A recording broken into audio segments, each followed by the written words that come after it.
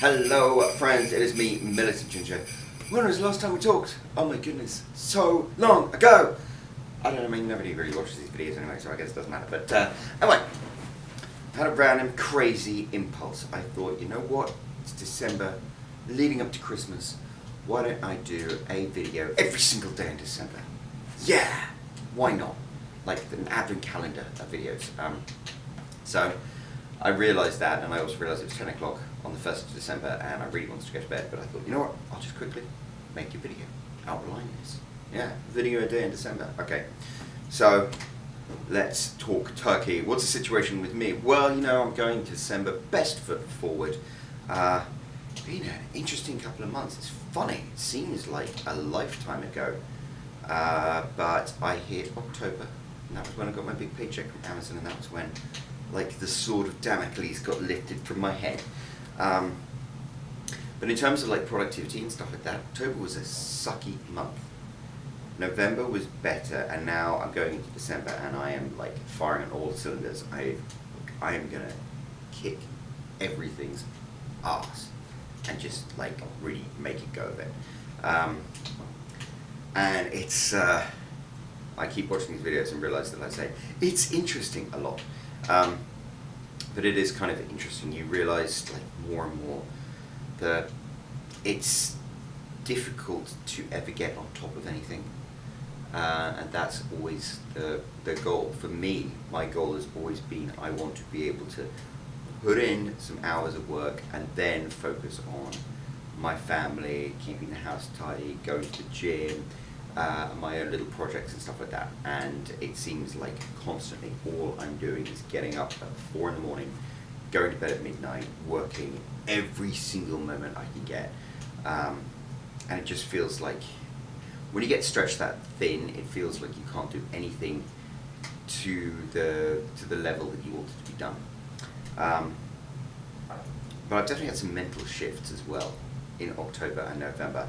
I think a lot more of it is this. I think a lot more of it is taking accountability for yourself. I think I was generally got pretty good in the stage with that, but it is a question of, you know what, at the end of the day, the only person you have control over is yourself. So you need to take responsibility for what you agree to, what you turn down, what you say you can deliver, when you can deliver it, and what you can actually do. And you can always do more. As Arnold Schwarzenegger said, the only limit is in your mind. The other thing that I've definitely realised is, I keep going on about this thing called Hume's Law of Universal Karmic Tetris. But Tetris is actually copyrighted, so now I've called it Hume's Law of the Universal Karmic Clearinghouse. And that is when your life is like a truck filled with boxes, and every time you take one of those boxes, which is a task that needs to be done, and you complete it, you take it out of the truck, and that gives room for another box, another opportunity to land in there. And as long as you keep finishing projects, then more opportunities will land in your lap. And you know, the bigger and like more lingering the project, they're like passing a kidney stone. The bigger they are, the more comes your way when you actually get finished. So I've got one huge project that I'm trying to wrap up tomorrow, and then I really feel like I'm going to be starting to get on top of things. So it's interesting. It has not been easy, but all you can do is keep plugging ahead, and I am keeping plugging ahead. Okay, I'm going to wrap this video up because I wanted to be short, but I'm doing okay. And I'm going to be doing much better than okay. I will leave you with this thought, which I've been thinking a lot about, because I've been thinking a lot about accountability for myself, the whole, you know, Hume's Law of the Universal Karmic Clearinghouse, about how you, to get stuff done, what am I doing? So I'm going to ask you 2 questions. Where do you want to be in a year's time? And secondly, what are you doing to get there?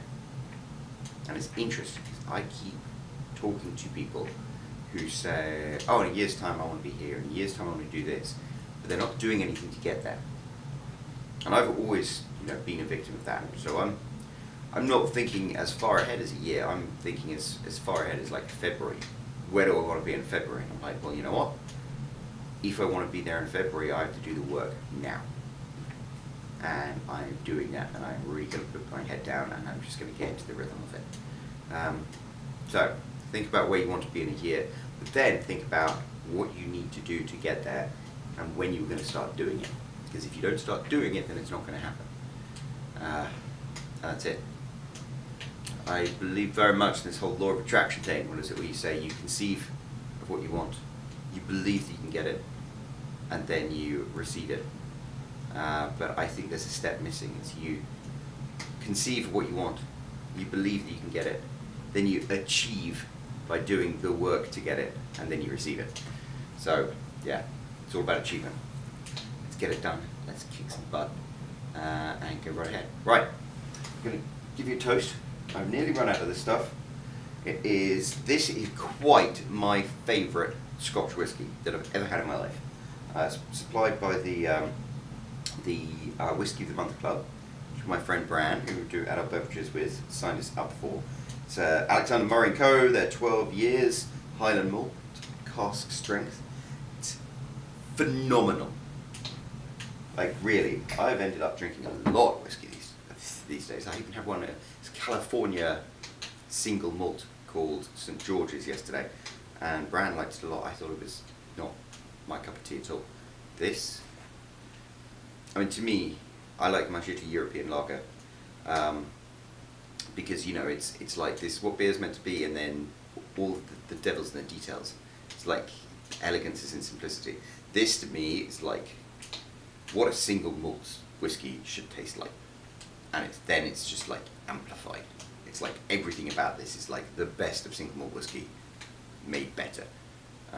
You don't need to do any of the gimmicks like aging it in sherry barrels or peating the crap out of it or anything like that. This is just good, proper single malt Scotch whisky, strong, love it. Anyway, a dram to you. I will see you again tomorrow. Cheerio.